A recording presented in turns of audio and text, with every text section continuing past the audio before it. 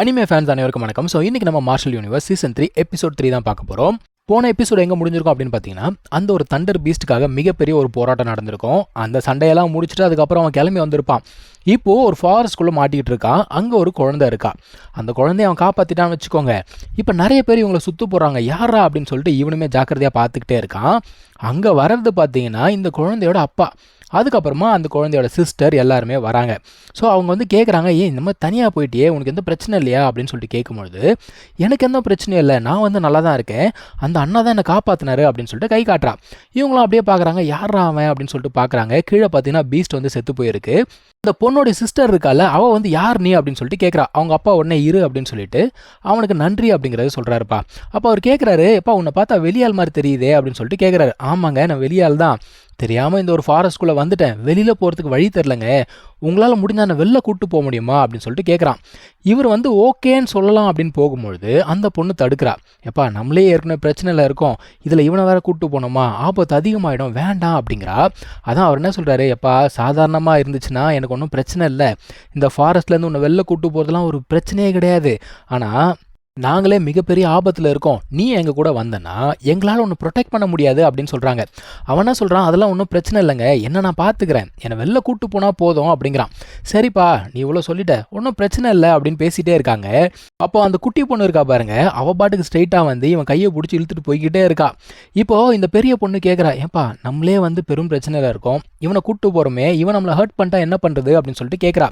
அதுக்கு அவர் என்ன சொல்கிறாரு, இல்லைம்மா அவனை பார்த்தா அந்த மாதிரிலாம் தெரியல, பார்த்துக்கலாம் அப்படின்னு சொல்லிட்டு கிளம்பி வராங்க. இப்போ இவங்க வண்டியில் போய்கிட்டு இருக்காங்கப்பா. போய்கிட்டு இருக்கும்போது அந்த ஒரு பொண்ணு வந்து கேள்வி கேட்க ஆரம்பிக்கிறா. சின்ன பொண்ணு, நீங்கள் யார், எங்கேருந்து வந்திருக்கீங்க, எங்கே போகிறீங்க அப்படின்னு சொல்லிட்டு தொடர்ந்து கேள்வி கேட்டுகிட்டே இருக்கா. அப்போ அந்த பெரிய பொண்ணு என்ன பண்ணுறான்னா, அமைதியாக வந்து உட்காரு அப்படின்னு சொல்லிட்டு இழுத்து உட்கார வைக்கிறா. அவளுக்கு என்னன்னு தெரியல, நம்ம ஹீரோவை பார்த்தா பிடிக்கல போல தெரியுது. கரெக்டாக அந்த டைமில் நம்ம புலிக்குட்டி தூக்கத்துலேருந்து எந்திரிச்சு வந்துருமா.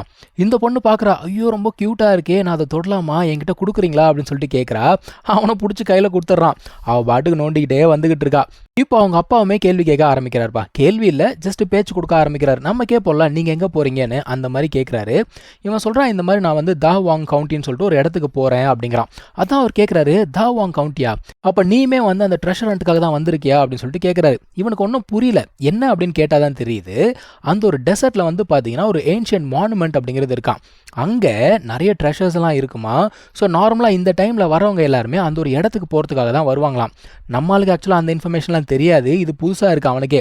அதான் அவன் என்ன கேட்குறான், நீங்கள் சொல்கிறீங்க இந்த மாதிரி ஏன்ஷியன்ட் மானுமெண்ட் சொல்கிறீங்க, அதோட லொக்கேஷன் எங்கே இருக்குது தெரியுமா உங்களுக்கு அப்படின்னு சொல்லிட்டு கேட்குறான்.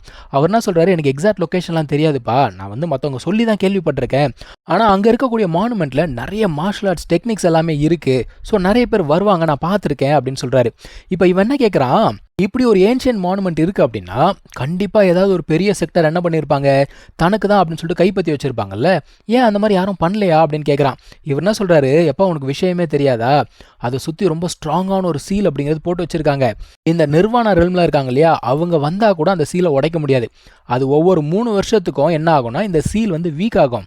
அந்த டைமில் தான் எல்லாரும் உள்ளுக்குள்ளே போய் ட்ரெஷர்ஸ் அப்படிங்கிறத எடுப்பாங்க. ஸோ இப்போ வந்து பார்த்தீங்கன்னா ஆல்மோஸ்ட் அந்த 3 வருஷம் அப்படிங்கிறது வரப்போகுது. ஸோ சீல் வந்து வீக் ஆக போகுது, அதனால தான் நான் கேட்டேன் அப்படிங்கிறாரு. ஸோ நீமே வந்து அந்த இடத்துக்கு போகணும்னு விரும்புறியா அப்படின்னு சொல்லிட்டு கேட்கும்பொழுது இவன் யோசிக்கிறான். ஆமாம், சான்ஸ் கிடைச்சா நான் போய் பார்க்குறேன் அப்படிங்கிறான். அதுக்கு அவர் என்ன சொல்கிறாருன்னா, இந்த இடத்துக்கு வந்து பார்த்தீங்கன்னா பவர்ஃபுல் பீப்புளெலாம் வருவாங்களாம். ஸோ நீ அந்த இடத்துக்கு இந்த மாதிரி கிழிஞ்சு போன ட்ரெஸ்ஸோட போனால் நல்லா இருக்காது, நம்ம போகிற வழியில் நிப்பாட்டுவோம் இல்லையா, நான் உனக்குன்னு ஒரு ட்ரெஸ் எடுத்து கொடுக்குறேன் அப்படிங்கிறாரு. இவங்க இப்படியே பேசிட்டு போய்கிட்டு இருக்கும்போது 2 பக்கமும் பார்த்தீங்கன்னா நிறைய மான்ஸ்டர்ஸ் இவங்கள ஃபாலோ பண்ணிக்கிட்டே இருக்கு. சரி ஓகே, இந்த மான்ஸ்டர்ஸ் கிட்டேருந்து தப்பிக்கணும் அப்படிங்கிறதுக்காக இவங்க வந்து ஒரு இடத்துல கேம்ப் அடிக்கிறாங்க. அவர் சொன்ன மாதிரியே இவனுக்கு ட்ரெஸ் அப்படிங்கிறத கொடுக்குறாருப்பா. மனுஷன் பார்க்குறான், டே இந்த ட்ரெஸ்ஸு உனக்குனே தச்சா மாதிரி இருக்குடா அப்படிங்கிறாரு.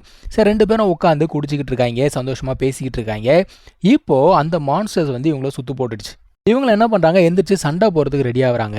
இப்போ நம்ம ஹீரோ கேட்குறான், அப்படி நீங்கள் என்னதாங்க பிரச்சனையில் இருக்கீங்க என்கிட்ட சொல்லுங்கள் அப்படின்ன உடனே இந்த ஒரு மனுஷன் சொல்ல ஆரம்பிக்கிறாரு. இவர் வந்து ஆக்சுவலாக காட்டுக்குள்ளே போயிருக்காரு ஒரு எலிக்சர்லாம் எடுக்கணும் அப்படிங்கிறதுக்காக. அந்த டைமில் தெரியாமல் அவர் என்ன பண்ணுறாருன்னா, அந்த மிஸ்டி ஃபாரஸ்டோடைய மாஸ்டர் இருக்கார், அவருடைய பையனை கொண்டுட்டாருப்பா. ஸோ அந்த மனுஷன் என்ன பண்ணியிருக்கான், மான்ஸ்டர்ஸ் எல்லாத்தையுமே இவங்க மேலே ஏவி விட்டுருக்கான். இவங்களை வந்து அது தொடர்ந்து வந்துக்கிட்டே இருக்குது. இப்போ இவங்க பேசிக்கிட்டே இருக்கும்போது அது எல்லாமே இவங்களை அட்டாக் பண்ண ஆரம்பிக்குது. ஸோ இவங்களும் எதிர்த்து சண்டை போட ஆரம்பிக்கிறாங்க. இப்போது வாங்கடா போய் சண்டை போடலாம் அப்படின்னு சொல்லும்பொழுது இந்த குட்டி பொண்ணு நானும் கூட வரேன் அப்படிங்கிறா. அதான் அவங்க அப்பா என்ன சொல்கிறாரு, அதெல்லாம் நீ வளர்ந்ததுக்கப்புறம் பார்த்துக்கலாம், இந்த பேர் இப்போதைக்கு நீ இங்கே சேஃப் ஆயிரு அப்படின்னு சொல்லிட்டு நம்ம லிந்தாங் கிட்ட ஒப்படைச்சிட்டு போகிறாங்க எல்லாருமே. இப்போ எல்லாருமே என்ன பண்ணுறாங்க, ஒரு சைடு போயிட்டு அந்த மான்ஸ்டர்ஸ் கூட சண்டை அப்படிங்கிறத போட்டுக்கிட்டு இருக்காங்க. அதில் ஒரு சில மான்ஸ்டர் வந்து ஸ்ட்ராங்காகவே இருக்குது, இவங்களை பயங்கரமாக அட்டாக் பண்ணுது. இருந்தாலுமே கஷ்டப்பட்டு அதையும் சமாளித்து இந்த மனுஷன் என்ன பண்ணுறாருன்னா அந்த ஒரு மான்ஸ்டரை டிஃபீட் பண்ணிட்டாருப்பா. சூப்பரா நம்மளோட லீடர் வந்து மான்ஸ்டரை டிஃபீட் பண்ணிட்டாரு அப்படின்னு யோசிச்சுக்கிட்டே இருக்கும்போது அந்த இடத்துக்கு இன்னொரு மான்ஸ்டர் வருது. அது மட்டும் இல்லாமல் டிஃபீட் ஆகிடுச்சுன்னு நினச்ச அந்த ஒரு மான்ஸ்டருமே எந்திரிச்சு இவங்களை அட்டாக் பண்ண ஆரம்பிக்குது. ஸோ 2 மான்ஸ்டர் இப்போ இவங்களை சுற்று போடுது. என்ன பண்ணுறதுன்னு தெரியல. இவர் உடம்புல இருந்த தெம்பும் காலி, இதுக்கு மேலே சண்டை போட முடியாது. என்னடா பண்ணுறதுன்னு தெரியலையே அப்படின்னு யோசிக்கும் பொழுது நம்ம ஹீரோ உள்ளுக்குள்ளே வந்து இவங்க 2 பேரை காப்பாற்றுறான்ப்பா. அவன் என்ன சொல்கிறான், முதல்ல நீங்கள் இங்கேருந்து எழுந்திரிச்சு பின்னாடி போங்க, நான் பார்த்துக்கிறேன் அப்படிங்கிறான். நம்ம ஹீரோ அந்த 2 மான்ஸ்டரையும் வந்து பார்த்தீங்கன்னா லெஃப்ட் ஹேண்டில் டீல் பண்ணுறாப்புல. அடிச்சு அடியில் எல்லாரும் பூரிச்சு போய் பார்க்குறாங்க, என்னடா இவன் மான்ஸ்டர்ஸ் கூட கையில் சண்டை போட்டுட்டு இருக்கான் அப்படிங்கிற மாதிரி பார்க்குறாங்க. ஒரு வழியாக அவனுக்கு தெரிஞ்ச மொத்த வித்தையும் காட்டி அங்கே இருக்கக்கூடிய மான்ஸ்டர் 2த்தையுமே வந்து அவன் ஈஸியாகவே டிஃபீட் பண்ணிடுறான். இவங்களுக்கு என்ன சொல்கிறதுனே தெரியல.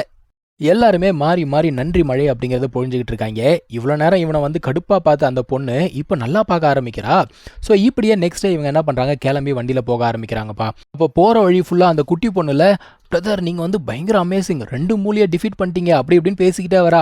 அதான் அந்த அக்காக்காரி சொல்கிறா, எம்மா போதும் நிப்பாட்டு, நீ காலிலேருந்து 10 முறைக்கு மேலே இதை சொல்லிட்ட, அவன் ரெஸ்ட் எடுக்கட்டும் அப்படிங்கிறா. என்ன ஒரு மாற்றம். ஸோ இப்படியே இவங்க வந்து பயணம் பண்ணி அந்த ஒரு ஃபாரஸ்ட்லேருந்து வெளில வந்துட்டாங்க. வெளியில் வந்தவங்கள அவர் என்ன பண்ணுறாருனா அவருடைய இடத்துக்கு கூப்பிட்டு போகிறாரு. அதாவது அந்த ஈகிள் மார்ஷல் ஹால் இருக்கு இல்லையா, அந்த இடத்துக்கு கூப்பிட்டு போகிறாரு. இவனை அப்படியே போய் பார்க்குறான். அங்கே தான் வந்து பார்த்தீங்கன்னா டெசர்ட் இருக்குது.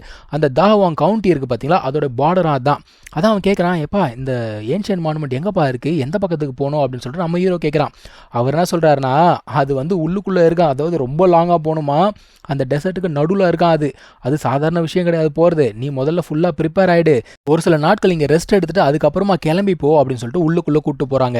இப்போ இவங்கெல்லாம் வந்து நிம்மதியாக பேசிட்டு சந்தோஷமாக இருக்காங்கப்பா. அங்கே 7:30 கிளப்பறதுக்குன்னு ஒரு 3 பேர் வராங்க.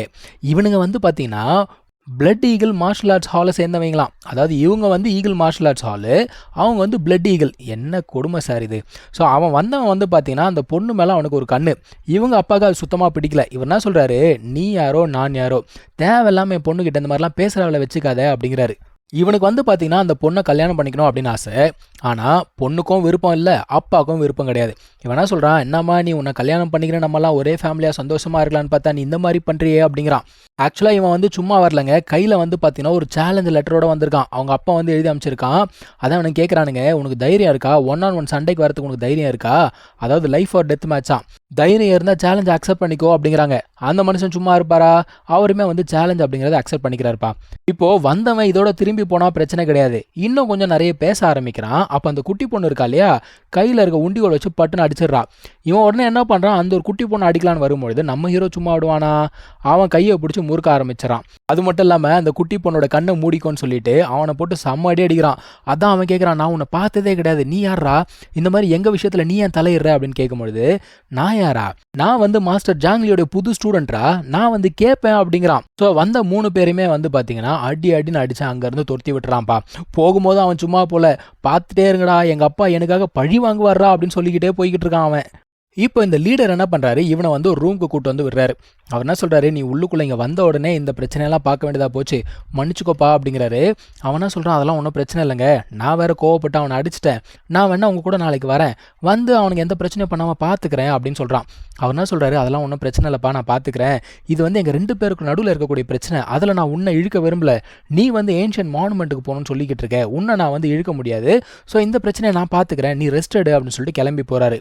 இப்போ அங்கே அப்பாவும் பொண்ணும் பேசிக்கிட்டு இருக்காங்க. அந்த பொண்ணு என்ன கேட்குறா, நீங்கள் கண்டிப்பாக நாளைக்கு போய் தான் ஆகணுமா அப்படின்னு சொல்லிட்டு கேட்குறா.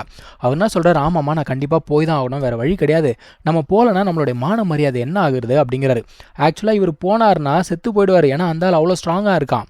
ஆனாலும் இவர் என்ன சொல்கிறார், இல்லை நான் போய் தான் ஆகணும், சப்போஸ் நாளைக்கு மேட்ச்சில் நான் தோற்று போயிட்டேன் அப்படின்னா நீ வந்து இந்த ஸ்கூலை மொத்தமாக கழிச்சிட்டு நீயும் தங்கச்சியும் எங்கேயாவது போய் நிம்மதியாக வாடுற வழியை பாருங்க, அதுதான் ஒரே வழி அப்படின்னு சொல்கிறாரு. அந்த பொண்ணு என்ன சொல்கிறான்னா, லிந்தாங் கிட்ட ஹெல்ப் கேட்கலாம் அப்படிங்கிறான். ஆனால் இவர் என்ன சொல்கிறாரு, வேண்டாமா, அவன் ஏற்கனவே நமக்கு நிறைய உதவி செஞ்சுட்டான், இதுக்கு மேலே அவனுக்கு பாரம் கொடுக்கறதுக்கு நான் ரெடியாக இல்லை, நீ போய் ரெஸ்ட் எடு, மீதியை நாளைக்கு பார்த்துக்கலாம் அப்படின்னு சொல்லிட்டு இவரும் போயிட்டாரு. இப்போ இந்த பொண்ணுக்கு சுத்தமாக மனசே ஆறல. லிந்தாங் என்ன பண்ணுறான், உட்காந்து மெடிடேஷன் பண்ணிக்கிட்டு இருக்கான். அப்போ அந்த பொண்ணு இவனுடைய ரூம் ரூமுக்கு வராப்பா. அவள் என்ன சொல்கிறா, நான் வந்து உங்ககிட்ட ஒரு விஷயம் கேட்கணும், நீ வந்து கண்டிப்பாக எனக்காக செய்யணும் அப்படிங்கிறா. என்னம்மா விஷயம் அப்படின்னா, இந்த மாதிரி நாளைக்கு எங்கள் அப்பாவால் சண்டை போட முடியாது, ஸோ நீ எங்களுக்கு பதிலாக சண்டை போடுவியா அப்படின்னு சொல்லிட்டு கேட்குறா. ஸோ இங்கே தான் இந்த எபிசோட் முடியுதுங்க. நம்ம அடுத்த எபிசோடில் மீட் பண்ணலாம். தேங்க்யூ ஸோ மச் ஃபார் வாட்சிங். Take care. பை.